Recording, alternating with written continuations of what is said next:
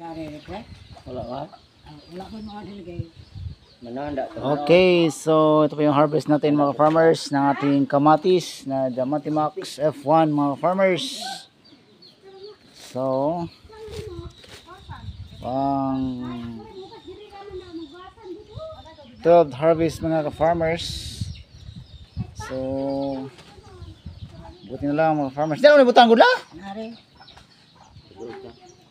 Buti na lang, meron tayong kunting pang konsumo mga ka-farmers. So, re-release back tayo later on this coming May mga farmers. Magtanim tayo ulit ng panibagong kamatis. Buti na lang to pang ano, pang income natin mga ka-farmers. So, hindi na masyadong malaki mga farmers, pang segunda na ito. Kunti na lang yung mga big natin mga ka-farmers. At saka ano, siguro pang